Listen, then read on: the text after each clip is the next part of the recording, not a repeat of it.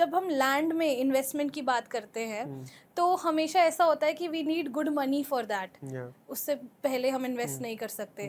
But आजकल का जो यूथ है हमारे पास बहुत छोटी सेविंग्स होती है, so we prefer like investing in small places, जैसे स्टॉक में कर दिया या फिर कहीं भी कर दिया। तो व्हाट वुड यू प्रेफर, कि स्टॉक में करना चाहिए या फिर लैंड में ही करना चाहिए? देखो, आप इन्वेस्टमेंट कहीं भी करो, सबसे पहला इन्वेस्टमेंट का रूल है कि you should understand the business of the company. Either you are investing in stock market, तो अगर आप किसी स्टॉक में इन्वेस्ट कर रहे हो तो इट मींस कि you are investing in the business of that company.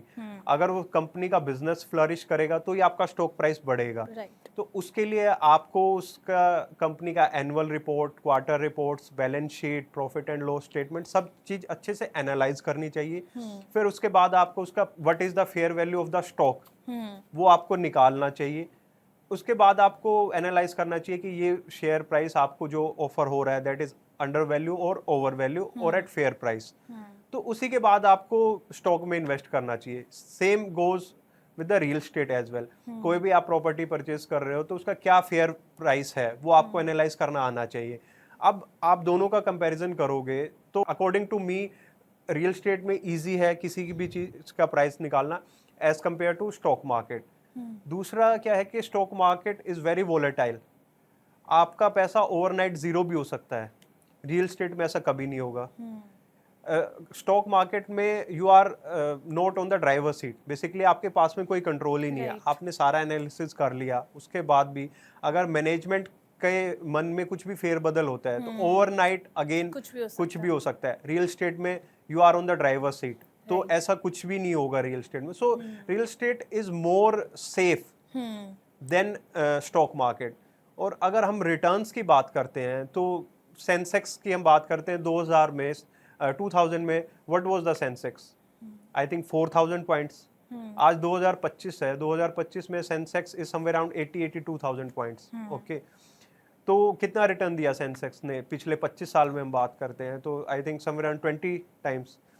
Gurgaon real estate की अगर मैं बात करता हूं तो गुड़गांव रियल एस्टेट में जो प्राइस, प्रॉपर्टी प्राइस 2000 में 1 लाख थी, आज के दिन उस प्रॉपर्टी की वैल्यू 2.5 करोड़ है। तो गुड़गांव ने 250 गुना रिटर्न दिया है। अगर 2000 में आपने 1 लाख रुपए स्टॉक में लगाया था तो आज के दिन वो 20 लाख है, वहीं 1 लाख गुड़गांव प्रॉपर्टी में लगाया था तो वो 2.5 करोड़ है। तो now you can analyse which is better, risk free, better returns. But अगर किसी के पास छोटा अमाउंट है तो वो क्या करे? स्मॉल अमाउंट है। स्मॉल अमाउंट है तो उस केस में जैसे आज के दिन there is REITs are in market. Okay. So REITs. या REITs means real estate investing trust. अच्छा। तो आप बोल सकते हो कि ये रियल स्टेट का स्टॉक मार्केट है। तो इसमें आप कम अमाउंट से, जैसे आप किसी भी कंपनी का शेयर खरीदते हो उसी तरीके से रिट्स का आप शेयर खरीद सकते हो, और REITs will further invest in real estate projects only. तो ये काम कैसे करता है? तो सेम होता है, जैसे मतलब आपने किसी कंपनी का स्टॉक लिया तो कंपनी अपना बिजनेस करेगी, उसके अकॉर्डिंगली आपका जो है stock value, stock price very करेगा।